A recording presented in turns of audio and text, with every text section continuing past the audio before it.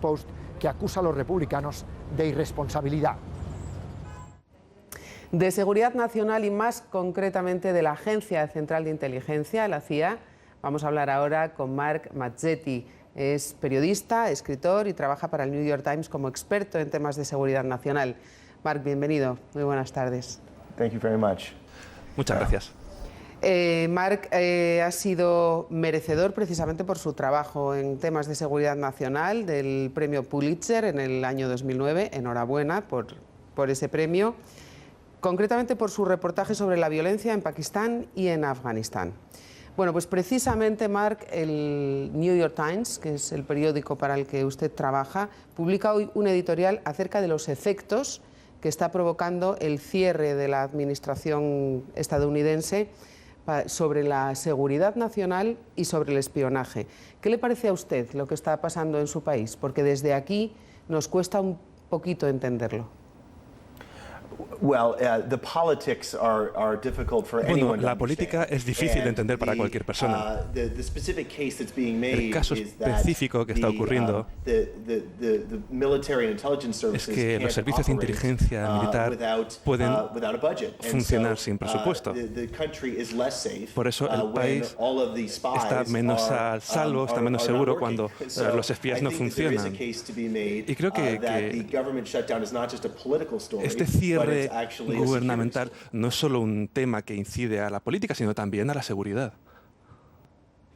Mark Mazzetti está estos días en España presentando su último libro, este que ven aquí, La guerra en las sombras, cómo la CIA se convirtió en una organización asesina. El 11 de septiembre de 2001, Mark, cambió sustancialmente el rumbo de todos nosotros, el de toda la humanidad, pero sobre todo los temas en materia de seguridad y de relaciones en los países. ¿De qué manera transformaron esos atentados los procedimientos de las guerras tradicionales? ¿Cómo las han cambiado? Bueno, lo que he intentado hacer en este libro ha sido básicamente decir que la historia real de los últimos 12 años no está ni en Afganistán ni en Irak, sino en esas guerras en las sombras, fuera de las zonas de guerra, en Pakistán, en Yemen, en ciertas partes de África. La historia real es que se ha permitido a Estados Unidos ir a cualquier sitio del mundo a hacer la guerra. La CIA ha estado en el frente de estas guerras secretas y como resultado de ello se ha transformado totalmente una organización que había sido un servicio de inteligencia que recogía datos y los analizaba y se ha convertido en una organización para asesinar, de caza de personas y que ha estado al frente de estas guerras. Esta es una de las muchas formas en las que se han transformado las cosas desde los ataques del 11 de septiembre. O sea, que ha cambiado el lenguaje del espionaje mundial. Los espías ya no roban secretos a otros países en el extranjero, sino que se dedican directamente a terminar con sus enemigos. Bueno, sin duda la CIA se ha centrado mucho en ir a por personas directamente. Las revelaciones de Edward Snowden, la Agencia Nacional de Seguridad, bueno, pues se siguen intentando robar secretos, ¿no? Pero en comunicaciones electrónicas, pero la CIA se está centrando mucho en ir a por personas, en caza de personas, en lugar de interrogar y en capturar. Lo que hacen más bien es ir a asesinar, a matar. Este libro comienza con una relación, una lista de personajes que son los más altos responsables de la CIA, del Departamento de Defensa de Estados Unidos, de la Casa Blanca, desde el año 1998 hasta hoy. Por poner un ejemplo y que la gente sepa a qué nos referimos, pues está Leon Panetta, o está David Petraeus, o está Donald Rumsfeld. La guerra en las sombras parece una novela de espías, según se lee, pero está contando una historia real. Sí, lo intento. Intento escribir la mayor parte de la historia que se puede contar en esta ocasión, porque sigue siendo una historia secreta, clasificada. Y me baso en documentos públicos, en informaciones, he buscado fuentes en las que he confiado, también que me han confiado durante mi etapa como periodista en el periódico para contar esta historia. Pero también me quería centrar en personajes, en personas que eran la pieza central de esto, para que la gente entienda realmente cómo son estas guerras fuera de las zonas tradicionales de guerra. Bueno, pues hablemos de esas operaciones secretas, operaciones... ¿Qué tipo de operaciones ahora mismo se están llevando a cabo y en qué países? Una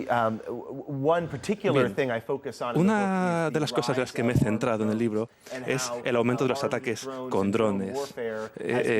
La guerra con drones se ha convertido, digamos, en el arma última de la guerra secreta para atacar países como en Pakistán, Yemen, sin que el público lo sepa. Se ha hecho en sitios remotos donde los ataques no exigen mucha rendición de cuentas, no se saben cuántas personas han muerto, ni quién muere, a ojos de las organizaciones internacionales. Por eso los drones son un aspecto de este tipo de operaciones. Pero también hay operaciones secretas especiales, ataques como el que, por ejemplo, mató a Osama Bin Laden, otros crímenes de guerra llevados a cabo no solo por soldados y espías, sino también por contratistas privados que son contratados por el gobierno de Estados Unidos para entrar en los países donde los ejércitos tradicionales no pueden entrar.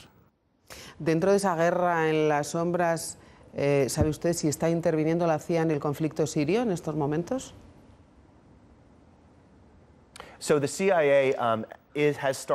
La CIA ha comenzado a hacerlo.